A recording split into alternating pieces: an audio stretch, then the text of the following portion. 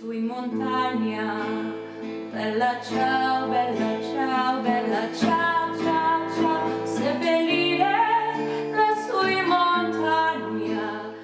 My cultural identity throughout my entire childhood and adolescence, and then maybe my journey away from that, and then the return to it, it all happened and unfolded in the way that it needed to. I feel now that I have sort of this natural cultural knowledge that has been passed down to me by my family and through my various experiences and various travels to Italy. I've been there now so many times. I try to go every year just to connect to my parents' land on a deeper level, to explore other regions and their dialects and their different cuisine. And I've just fallen in love with my roots all over again, but in a different way, in a way now that I feel so passionately compelled to share it with people because I recognize how important it is, how it not only shapes my personal identity, but it's a big part of our Canadian identity too.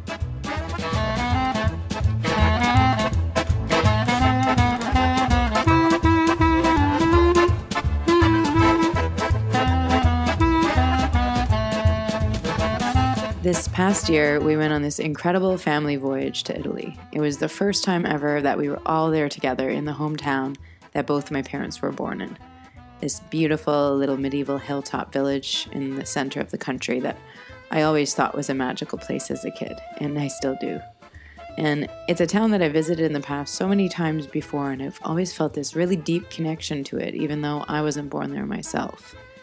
And on this trip, my father, he shared old stories and memories from when he was a boy and took us down the cobblestone streets he used to play on into the various plots of land they used to farm. We got to see the old vineyard my grandparents grew and got to visit the homes where both my mother and my father were born. And it was just very nostalgic, and I felt even more connected to the place and to the people.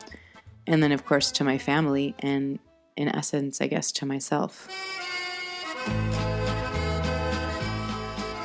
My parents' hometown is in this sort of forgotten territory in central Italy, in rural Italy, and it's beautiful and rustic and desperately trying to stay standing after being hit by a number of earthquakes over the years. And it's kind of stuck in time, so every time you visit, you're sort of surrounded by stone walls built in the 1100s and a way of life that sometimes feels very much like you're going back to the 1950s and 60s, and there's something really, really fascinating about that for me, which is what the vintage Italian is. It's sort of about traveling back in time, exploring these traditions and ways of life that many of us grew up with, sharing them and learning more and more about them as I go along, and then maybe adapting the traditions or looking at how we've adapted them here in Canada.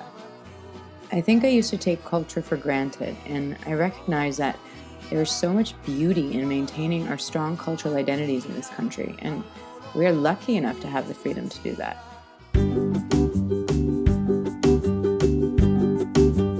I'm blessed to live in this really cool little humble area of Toronto near Corso Italia, which is one of the two little Italys. And for me, it's extra special because I live just steps away from a number of flats and homes that my father actually used to reside in as a boy when he immigrated to this country. I think that maybe living in this area on my own had something to do with inspiring this cultural re-exploration for me. It started getting me to question, what does it mean to be Italian these days? Or not only Italian, but what does it mean to be from that diaspora? What does it mean to be a child of an Italian immigrant here in Canada?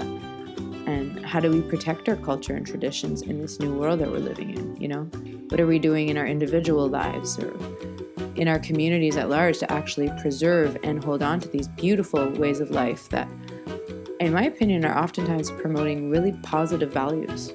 For me, the essence of the Italian culture and the positive things that I've inherited from it are values like family and community and sharing and slowing down and healthy living and eating and growing luscious gardens and just passionately looking at the world and living and breathing art and music and dance and cuisine.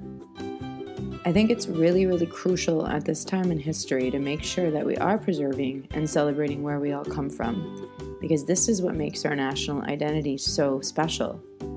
And I think this is my way of doing that as best as I can.